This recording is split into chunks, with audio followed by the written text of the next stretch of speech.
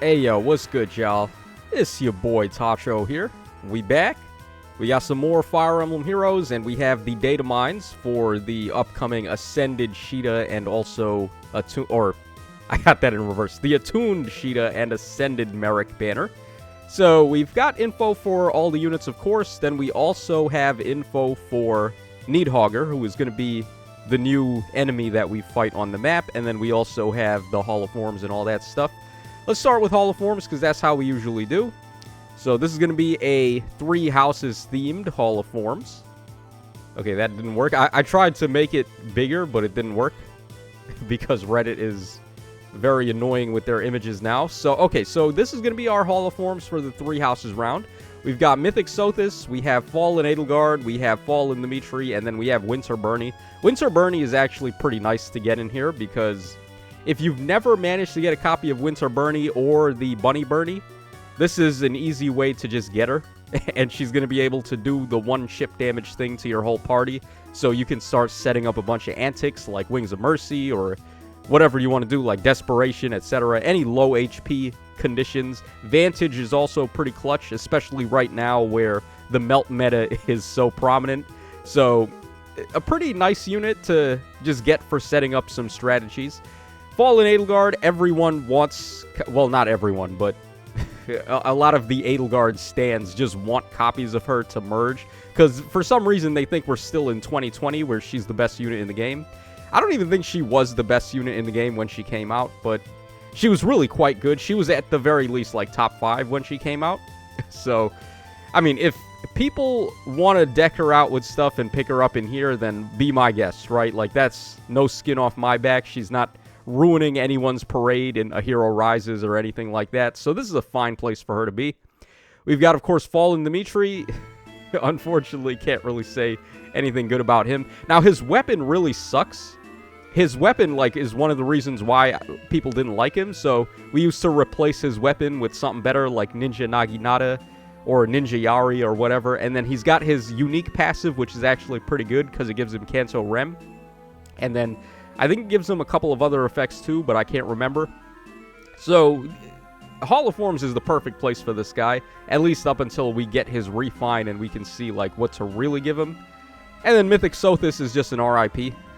Like, this is the originator of the meme that distant counter weapons always suck. So, I don't know what the deal is with Sothis and why they've got something against her. Okay, so there we go with Hall of Forms. Next up, we have, of course, the new heroes and their stats. We should also get this ready so we can take a look at art. Okay, we can close out of there. Oh, there's also the customization support pack. Should we look at that now? Okay, yeah, we might as well take a look at this right now. So, for, let's see here, $8.99, you're getting 22 orbs. $8.99 US, that is. So, 22 orbs and then a copy of Ascended Marita, which, I mean, that's fine. I don't think you get the Floret if you do this, because she's coming as a manual. She would have to come as a unit for you to get the Floret, unfortunately. But most people probably already have a copy of her anyway. So, you get your copy of her. She's got Vital Astra Fodder, which is nice, but her passives are really not competing anymore. I think she had Attack and Speed Solo 4, and then a bunch of other nonsense, which is really just nonsense right now compared to the skills that we have going around. Literally, the power creep on passives has been so outrageous lately. We literally just power crept Prime 4 with bonus doubler, distant bonus doubler, and close bonus doubler. So, like, bro, what are they doing with these passives, man? The passives are just, like, so stupid right now. So, yeah, this is not worth it. This Vital Astra Fodder in the shop too, the toilet paper shop anyway, so just get it there, I would say. Okay, I really don't like the way Reddit does images for this. Look at this. Look what they got me doing. Look at this. Come on, man. Why is it so hard? Why can't the image be a separate, like, tab? Why does it have to have all of this nonsense next to it? Like, does Reddit think they're cool? Like, having all of this shit, like, blocking the image? Okay, so I guess we'll start things off with Sheeta first. Let's also get the cheat sheet out so I can, like, get all the stuff in. Alright, so we'll start with stats here. So, she has got 40 HP. We've got 42 attack. We got 47 speed. We got 30 in defense and then 34 in res. So that gives her a BST of... Alright, yes, we need the calculator for this, because I haven't done math in years. This has been a long time since I've been in school. Okay, 193 BST, that checks out for infantry melee. And then for Boons and Banes, let's take a look. Okay, so what do we got here from Sheeta? Bane on HP. Yeah, you probably don't want a Bane on HP on this unit in particular. I'll explain why in a moment. We got plus attack. Okay. Alright, anything on speed? Yes, we have plus speed. Okay. Alright, anything else? Alright, Bane on defense. Ugh, that's kind of gross. And then Bane on... No, not Bane on res. Just res is neutral. Okay, so just plus attack, plus speed. Bane on HP, Bane on defense. But the Banes don't really matter if you get a merge anyway. That's why I don't usually put them on the list. Let's make this bigger, by the way. Okay, so there we go with Caeda. So the deal with her is that she's the first infantry attuned / rearmed hero since Ganglot, which means you're able to give her stuff like godlike reflexes, Vital Astra, all those really premium and good infantry exclusive skills. She already comes with bonus doubler distant counter, which is obviously very good. That should be an infantry locked skill because bonus doubler was. So we'll take a look at that in a second too, the inheritance restrictions on that. What was her C skill again? I think it was Defense and Res Pledge. So that's actually not too bad either. Because essentially she's getting all stats up 6. Her weapon gives attack and attack and speed, and then her C skill gives Defense and Res. And she's got a lot of skills that require her to have active bonuses. She also has Unity built in as well. So if you can't get bonus doubler, you can just get Unity to go off with her. So either or is fine. This unit is nuts. Like, this is a really, really powerful God Lance unit. She's got, like, just a stupid amount of true DR. She's got up to 24 if she's at all stats up 6 or an ally is. So, 24 points of true DR that cannot be negated or cut. Like, that's a lot. But you think about what units are doing right now on offense, and it's like, is it really a lot? It's very sus because in the trailer, they did not show her tanking Duo Leon or, like, Legendary Camilla or anything like that, which would have probably shredded her anyway. Both of those units have color advantage, and they're going to do, like, at least 30 points of chip damage to her prior to combat. And then they just hit her, and then she's dead. Like, she's got so much DR, she's got so much non-pierceable DR, but it doesn't really matter.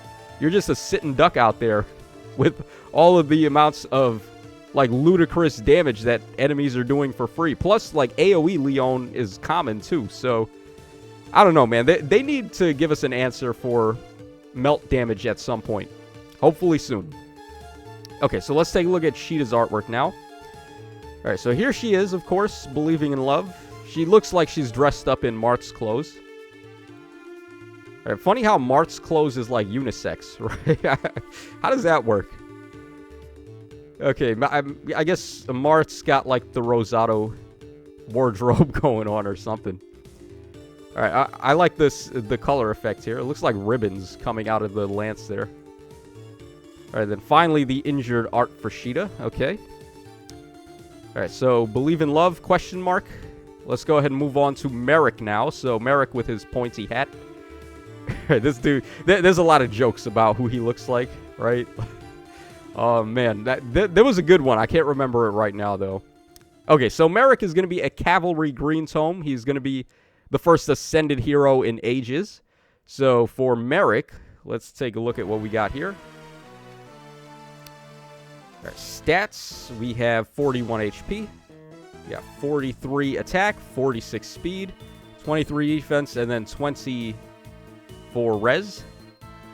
Okay. And for BST, we have here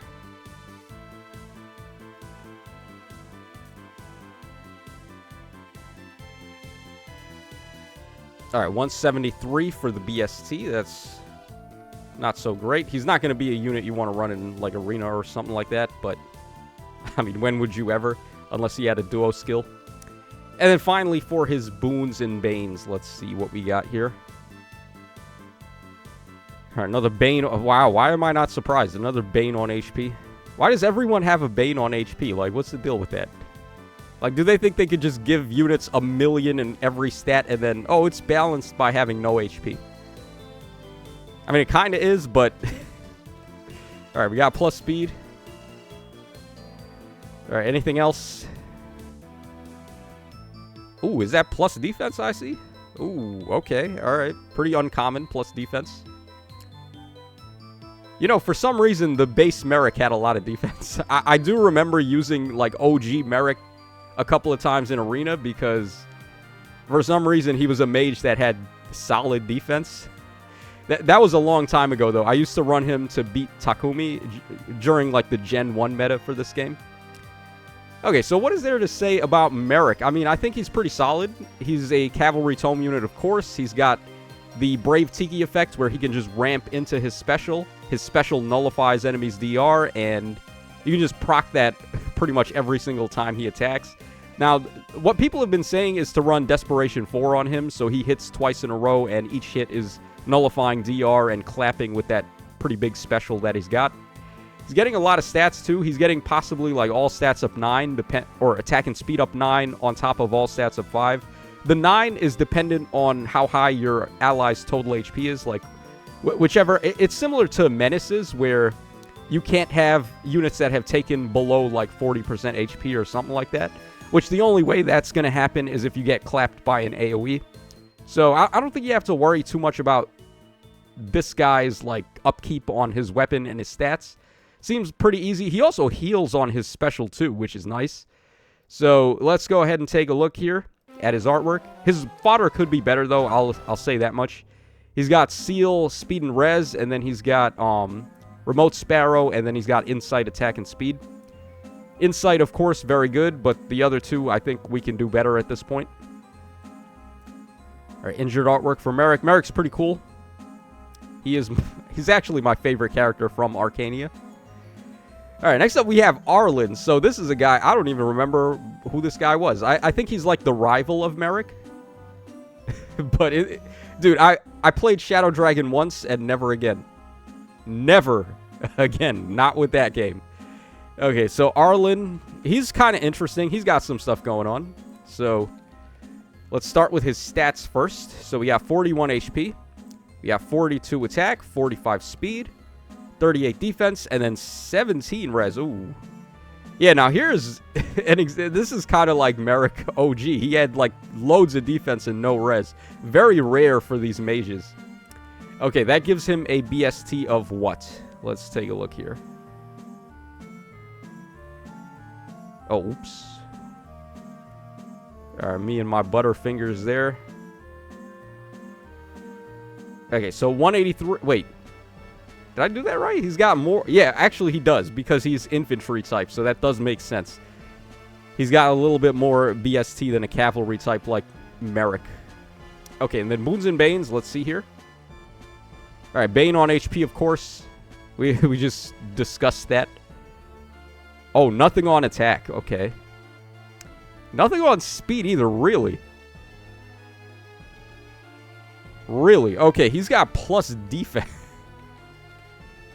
I mean, bro, I was complimenting mages that had good defense, but I didn't mean have a super boon on it too. Without attack and speed. Yeah, that's his only... Wow, that's kind of bad. That's his only super boon is in defense. Okay, so when it comes to Arlen, he's kind of like Caden Lindy light. I guess, well, is he better than Caden Lindy or is he worse? He's a little bit more modernized. I think Caden Lindy's still better. She's got more mobility. And even though offensively she has fallen off a cliff, she does still have a duo skill button, which, I mean, that's always going to be valuable in modes like SD.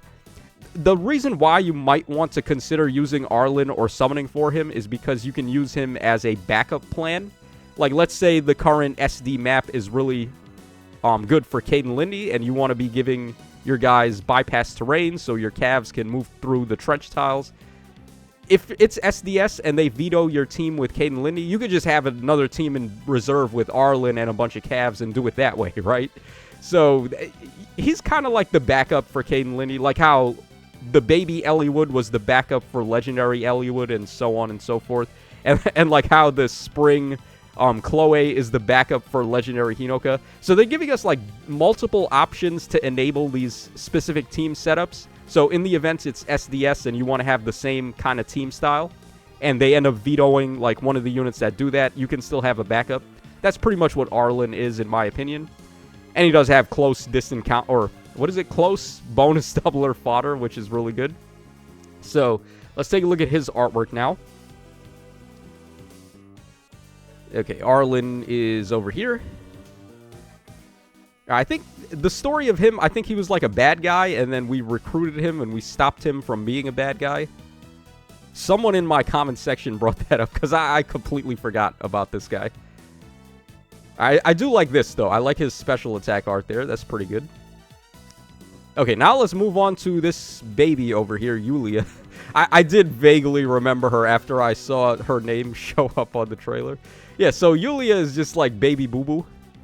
Now, her, she has a brother, too, that I'm surprised they didn't have him on the banner with her, because, like, they're always together. So, Yulia here, she's going to be our demote, and she does actually have a decent fodder skill. She has speed and res finish.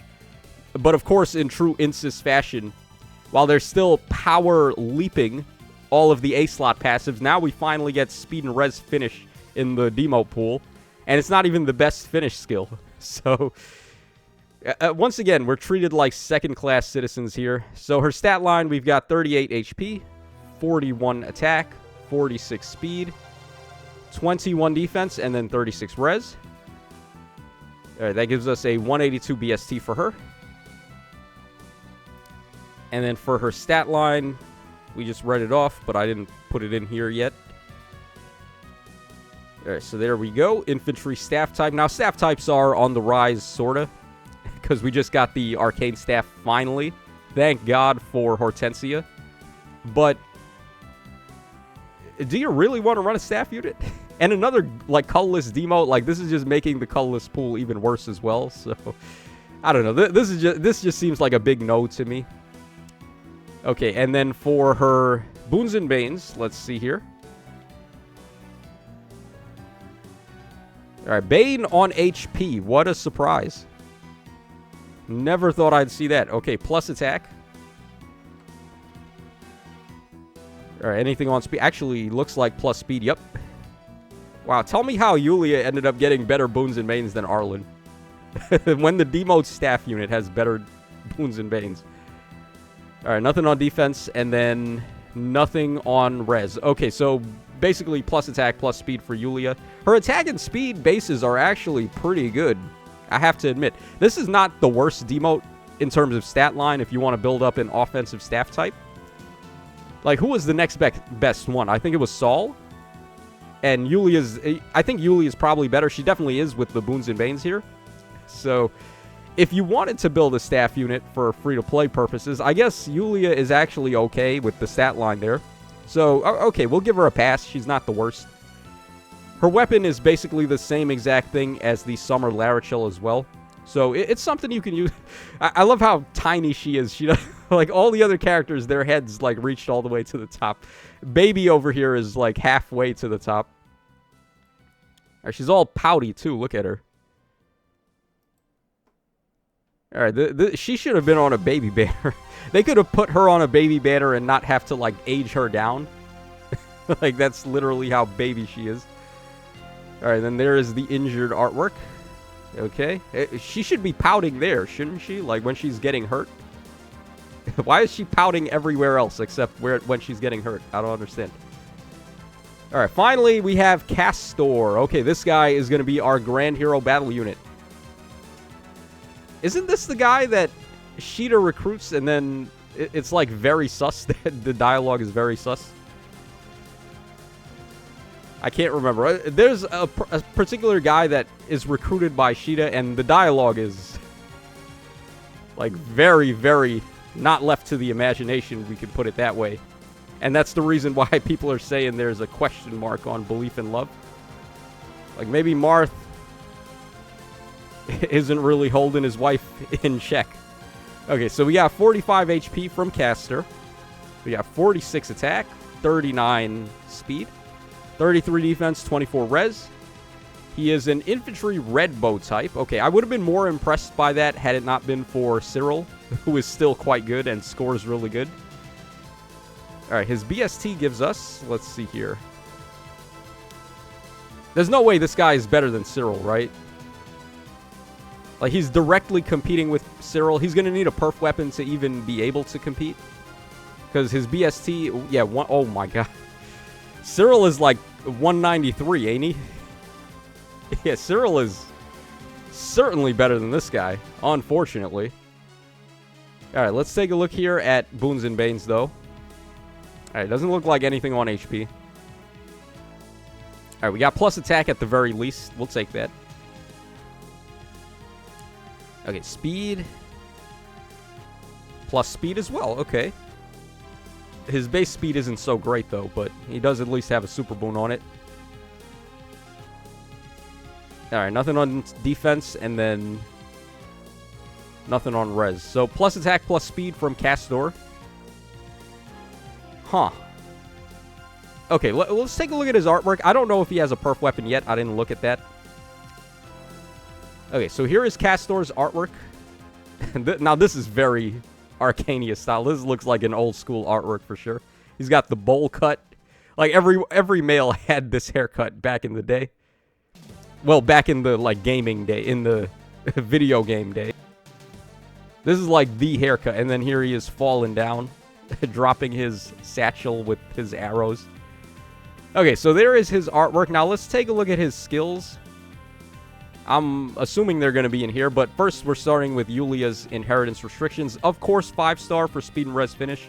Not only they gave us a shafted finish skill, but it's also 5-star locked. So you gotta waste feathers to get it. Yeah, sure. Thanks, Insys. Thanks so much. Alright, tag and defense gap 3 at 4-star. Okay, so he's got an inheritable bow. Oh, yeah. Cyril just completely demolished this guy. Ended his whole career before it even started. Yeah, Vulture Bow is just, like, Unity built in, right? Or is it Plegian built in? Let's see here. Yeah, no, this is Plegian. This is the Plegian bow, essentially. And we've already had Vulture Bow specifically, I'm sure. So, he's not even valuable for weapon fodder, it doesn't seem like. Alright, we got Dragon Fang, Sudden Panic. Sudden Panic is okay, I'll give that a pass. But we would need, like, the level 4 of this. It would have to do, like, Sabotage and Panic on the level 4 of Sudden Panic 4 for it to be, like, really worthwhile. Alright, then Threaten, Attack, and Defense 2. Oh, boy. Yeah, because so many people want Menace, Attack, and Defense, right? Okay, and this should be infantry locked. Yep. Seems to be that way. Bonus. So, Distant Bonus Doubler, as insanely strong as this skill is, this is just straight up better than Prime, in my opinion. The reason why is because you're getting all stats up 6, as opposed to double stats up 9. And it's way more easy to upkeep this. Like, having to have 4 active bonuses, while not the craziest and not, like, that hard, it's still a lot harder than just getting all stats up 6 for Bonus Doubler. So, easier condition, and then also a better stat overall. Because when you're running Bonus Doubler, you want defense and res as well as attack and speed. More speed means less chance of getting doubled. More defenses mean you're tanking better, and then more attack means you have a better chance to finish the opponent. When you're only getting 2 stats from Prime 4, like, you're missing out on a little bit, so Bonus Doubler is the way to go for Distant Counter. The problem is, being infantry locked, of course, means you can still run Prime 4 on the non-infantry types, like your armors and flyers and stuff, that want to be running Distant Counter. So, while better, it's only for infantry type. And also the prerequisite... Oh, the prerequisite is Distant Counter, not Bonus Doubler? I thought for sure the prerequisite for this was going to be Bonus Doubler. That is very interesting. Okay, so that actually makes this a little bit better, too, because the prerequisite is not that hard to get. Like, there's a lot of units that have Distant Counter now. So that's actually not so shabby. Okay. Yeah, that's way more accessible than Bonus Doubler itself, so that's pretty good. Alright, and then Defense and Res Pledge, the prerequisite is Def Res Oath, which I haven't, like, checked who has that offhand, but It shouldn't be that hard to pick this up. And then it's locked only to infantry types. We've seen Pledge already. We've seen Attack and Speed Pledge. Def Res Pledge is certainly not bad either. So this is okay if you want to go for this. Alright, and then Close Bonus Doubler should be the exact opposite. It's for range types only and infantry. And the prerequisite is Close Counter. So there you guys go. That seems to be all the relevant stuff. Yeah, there's no way this is inheritable, right? Yeah, it's not. Yeah, this is for Merric only. This Sacred Wind skill. That would have been something if this was inheritable. This might have actually made up for Flare being as bad as it is. But, well, Flare isn't bad per se, but it's not as good as we wanted. Okay, that's fine. And then Guard Echo should have no restrictions whatsoever. Why are they showing Guard Echo being given to Arlen? That's kind of weird. Yeah, but, I mean, Guard is an restricted skill. You can give Guard to anybody, so this should be able to be given to everybody. Okay, so now let's go ahead and take a look at this here. So, Snake Mama. This baddie over here. I've been waiting to see her full artwork. So, here we go. We're going to be taking a look at Nidhoggur's full artwork, and then also her transformation, and then what her weapon does. So, here's the neutral art. We've seen this one already. Alright, here is the attacking artwork. I love how there's bubbles everywhere, like they're playing up the fact that she's drunk. Because it does seem like Nidhoggur is very drunk. What is what is this artwork? What the hell? Okay, so here is her special attack artwork. Looks like she fell down while she was playing Splatoon. That's what it looks like. She's got like all these ink all over, like she was in a turf war and then she fell down. Man, they really are showing off the feet with her, huh? Okay, foot fans, you got your waifu showing up here. And then finally the injured artwork. Alright, she's crying. That's interesting. And then she, of course, has these two snakes and the bubbles is still there. She is very drunk. I actually do like her. Okay, so there we go for Nidhoggur's artwork. Now this is going to be her beast form. So she basically looks like a Lamia, or Lamia. I don't know how to say that. It's basically like the monster waifu of a snake woman.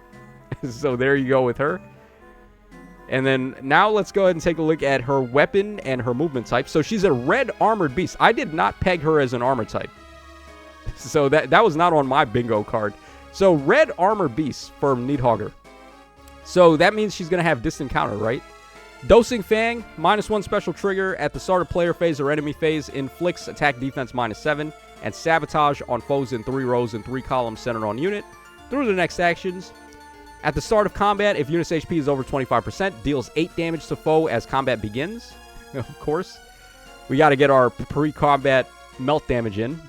Only highest value applied, doesn't stack with others, deals X damage to foe as combat begins. Effects that reduce damage during combat don't apply, will not reduce foe's HP below 1. I don't know why I read all of that, we knew that. At the start of combat, if unit's HP is over 25%, inflicts attack and defense -X on the foe, where X is 20% of unit's defense at the start of combat +6. That's quite a lot. Just natural +6 and then whatever 20% of her defense is. If she's got like 50 defense, that's 10 points. So that's like 16 minus to attack and defense. Alright, then reduces the percentage of foes' non-special DR by half. Okay. Deals damage equal to 30% of foes' max HP. And reduces damage from foes' attacks by Y. Here we go again with the X and the Y. And also, if foes' attack triggers foes' special, reduces damage by an additional Y. Okay, so Y is total damage dealt to foe with a max of 20. That's very interesting. So the more damage the enemies have on them, the better her tanking is going to be. Huh. She's getting a lot of DR here. Some of this should be like non-pierceable DR too. This sounds like it's like true DR. Okay. And then at the start of turn, if she's adjacent to only beasts or dragons or nobody, then she transforms and then she gets distant counter and attack up 2. We're going to need to see more of her, like, skills. I want to see her exclusive passive before I pass any judgment on her. I don't know what passive slot it's going to be in either, like A slot, B slot, C slot. Hopefully it's an A slot, but if it ends up being a C slot, then it's going to have, like, save built in. So we'll see. I don't want to, like, say too much about her right now. We don't really have enough information, but So far, this weapon seems pretty strong. So there you guys go with Mommy Snake there, the Foot Mom. So I think that's pretty much everything. We covered everything. So let me know your thoughts in the comment section down below. This is your boy Tacho signing out. So take care, fellas. And I'll catch y'all again on the flip side.